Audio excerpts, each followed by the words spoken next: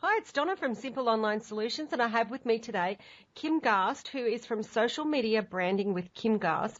And I've asked Kim to come along and share with us. Now, she's one really smart cookie, and in fact, she's also got a group that I'm involved with. So I know a lot about Kim, and I know that she is always willing to share lots of great information. So today, Kim, I'd like to say thank you for coming along and ask you to share a little bit about yourself. Thank you, Donna, for inviting me to this interview. I really appreciate it. It's a great opportunity to share my knowledge base with others. So, again, I really appreciate the opportunity.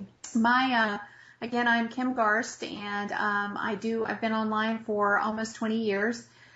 My primary business is social media. I do a few other things, specifically personal branding for people, because obviously with social media application, there is a need for the branding to be intact. So I do a lot with personal branding as well. And the social media aspect, I do training, coaching, pretty much across the board. Anything related to social media, I try to have some knowledge base on. Excellent. So, Kim, I've actually asked you to talk to us about Facebook as a marketing tool, but I know that you're really, really heavily involved as well with Twitter. So do you think that you could talk to us about both Facebook and Twitter as a marketing tool for a small business owner? Sure, absolutely. Do you have any specific questions as it relates to Facebook? No, just more particularly why you would recommend Facebook to a business owner as a marketing tool. Okay. Well, we'll start with Facebook. Facebook is an incredible platform in the sense that it is literally designed to be a connection point. You know, initially it was designed as a friends and family type of scenario where, you know, you would connect with people that you would know personally. And obviously that's still the case. But one of the neat things about Facebook is that it allows you to connect with people that, you know, you can do searches for people that are within your niche or your market. You can connect with people that are like-minded, people that might be the perfect client or, might be interested in your product or your service. And it's very easy to search for those people. You can also obviously become involved in groups that might, be applicable to your market, and great way to connect with other people. Obviously, if they're involved in that group, then chances are that they're interested in the same things that you are. So it's just an incredible platform to find the people that would be interested in what you're marketing. Excellent. And so how would that also relate in terms of Twitter? And Twitter is essentially the same. Twitter it's the same and it is different. So let me try to clarify that just a little bit. Twitter is kind of, it is different in the sense that it is an information highway. It moves so quickly and people are sometimes thrown off by that. But it is content driven. So if for example, your company or your business or et cetera, whatever your case may be, if you have a lot of content and you're sharing information that is valuable to your client or your niche, your market, then obviously sharing that content on Twitter would of course drive people back to your website, your fan page if you have one on Facebook, etc. So it is an incredible marketplace. It is also very searchable, very easy to build a following there that would be interested in what you're marketing. You can do so through through Twitter's search functions, or some people utilize the list features there. There's just a lot of different application to building out a targeted following on Twitter. So Kim, can I ask you this question? If you were a small business owner, now I'm just going to pluck one out of the air here, say a plumber, do you think that it's beneficial for them to have Facebook and Twitter or do you think that kind of industry should be on social media? Absolutely. In fact, I have a couple of plumber clients, so that's kind of an interesting thing that you bring that up. We have set them up both with I have two specifically that are plumbers, and we set them up with first a branded look because their websites, frankly, were outdated and, unappealing for most people. The content on them was hard to navigate, etc. So that was our first order of business with both of these clients, was to revamp their websites and give them a new branded look, and specifically to have information available to someone visiting, where they could connect to, their social media platforms, etc. One of the problems with, or one of the advantages to having a social media presence on all, I call it the big four, LinkedIn, Twitter, Facebook, and YouTube, is that it will bring your business to the very top of the search engines when people are looking for your business. So, and that's a struggle for most small business owners. They can't, say for example, if you own a small mom and pop pizza store, you can't compete with Pizza Hut or, some of the name brand pizza stores. It's the same for plumbers, or any type of small business. It's very hard to be competitive. So social media gives you an edge in that, when people are searching for your business, or if they're searching for a plumber in your area, for example, social media will pull you to the top of the search results for those keywords, which is very advantageous, obviously, for your business. It's also a great way for you to connect with your current clients and offer them specials, or find out what they're looking for. If you keep your ear to the ground, or in this case to tuned into social media, because that's where people are, you will learn what your clients are looking for, and literally you just turn it around and give it to them, and you have a sale on your hands. It's just a matter of figuring out what people are looking for, listening, by tuning into what their conversations are all about. And,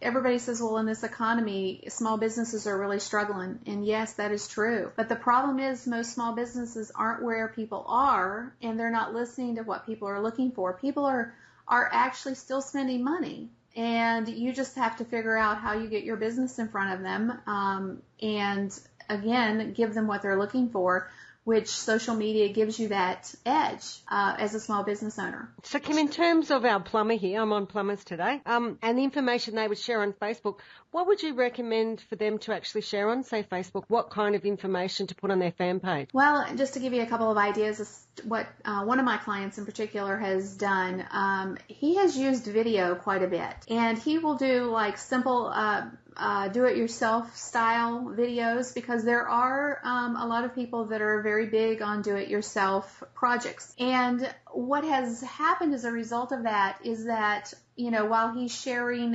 information, people, either turn around and utilize that information and try to do things themselves, which again, gives that appreciation back to him for sharing valuable content. Or two, they realize that, this is a little bit too difficult for me to do on my own. And they pick up the phone and they call him and have him come do it. So it's kind of, you're going to catch a little bit of both. You're going to obviously have the appreciation for those do-it-yourselfers, share content that's valuable to them. And then you're going to have those that are say, well, I really just can't do this. I'm just going to hire you to do it. And he also utilizes, maybe say, like, for example, Tuesday, he's going to have a special, he'll call it, and he'll name it maybe some special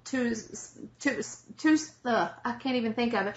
One of the words that he used, he usually comes up with a catchphrase, in other words, for his day, his special day. And so, he'll offer a discount for that day, and he puts it out on his social media platform, whether it's, and usually across the board, he usually advertises on Facebook, on his fan page, and, again, on his Twitter account. He's not currently utilizing LinkedIn very much, but he is using both Twitter and Facebook, to, again, connect with his clients and hopefully expose his business to other people. Now, my other client is actively building his following in his area. So, for example, on Twitter, you can target people. If you live in, like I live in Tampa, Florida, and he is, actively pursuing a targeted following here in Tampa because that's his clientele.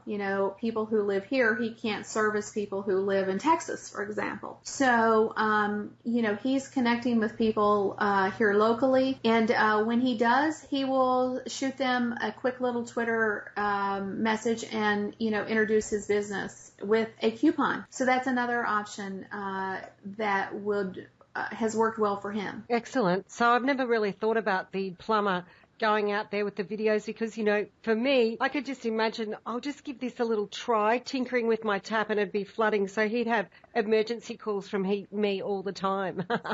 Could be. I mean, he hasn't relayed anything of that nature to me, but it does make sense that, sometimes you think you can do things yourself and then you end up screwing it up and you have to hire a professional to do it after all. I used to mow the lawn, and one day I cracked the windscreen in my car, and I think it cost me $400 to replace, and I've never mowed the lawn since. I'd rather give it to somebody else because they will have insurance. That is true. That is true. So Kim, just rolling back there a second, in terms of the video, I know a lot of people, and we're a little bit off track, but this is something I did want to highlight.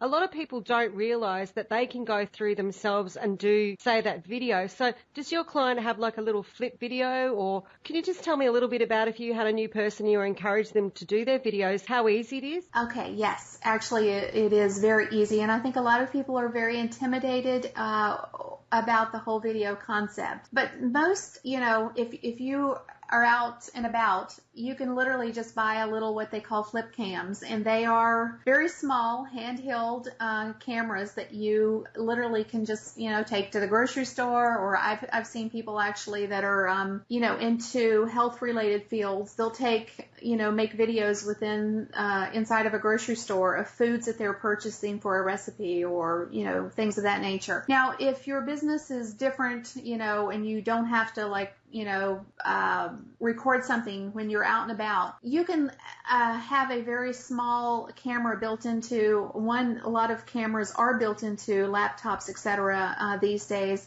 But you can also buy just a little, camera that fits on the top of your computer and record right from your desktop.